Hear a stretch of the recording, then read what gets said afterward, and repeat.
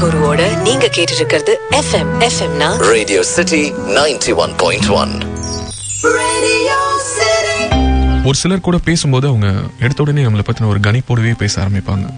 கேட்டா எனக்கு ஒருத்தங்களை பார்த்த உடனே தெரியும். ஆமா, நான்லாம் ஒருத்தங்க மூஞ்ச பார்த்தே கண்டுபிடிச்சிருவேன் தெரியுமா, அவங்களுடைய ஹிஸ்டரி, சிவிக்ஸ், ஜியோகிராஃபி எல்லாத்தையும் அப்படின்னு சொல்லிட்டு ஒரு சிலர் பெருமையா பேசுவாங்க. பட் தயவுசெய்து அது பெருமையா நினைக்காதீங்க. என்ன விக்னேஷ் ரேடியோ சிட்டியில் இந்த மின்னஞ்சல் நேரத்தில் உங்ககிட்ட நான் பகிர்ந்துக்க போற மின்னஞ்சலுக்கு சொந்தக்காரர் FM ஓடி இணைந்திருக்கீங்க. FM radio city. ஒரு போட்டோ பார்க்குறோம் லவ் குரு.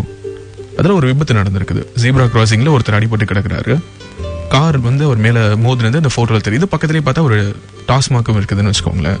இந்த போட்டோ பார்த்த உடனே டக்குன்னு நமக்கு என்ன தோணும் அப்படின்னா, டாஸ்மாக்ல குடிச்சிட்டு ஒருத்தர் கார்ல அடிபட்டாரு இப்படிதான் தோணும். ஏன்னா இயல்பு அப்படிதான்.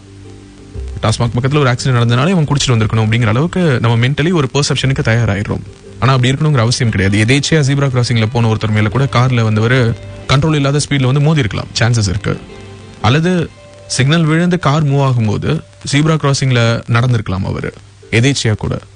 இல்ல ஒருவேளை உண்மையா கூட அவர் குடிச்சிட்டு கூட விழுந்திருக்கலாம். இவ்வளவு சாத்தியங்கள் இருக்கும்போது டக்குன்னு நமக்கு என்ன தோணும் அப்படின்னா, டாஸ்மாக் இருக்குது பக்கத்துல, சோ அப்படின்னா குடிச்சிட்டு கார்ல விழுந்துட்டான், இதுதானே நமக்கு தோணும். இந்த மாதிரிதான் வாழ்க்கையில பல விஷயங்களை நம்ம பெர்செப்ஷன் அடிப்படையிலே முடிவு பண்றோம். ஒரு சில நேரங்கள்ல நம்முடைய கெஸ் கரெக்டா இருக்கிறதுனால வாழ்க்கையில எல்லாமே எஸ் அப்படின்னு ஆயிடாதுன்னாரு. It's very true.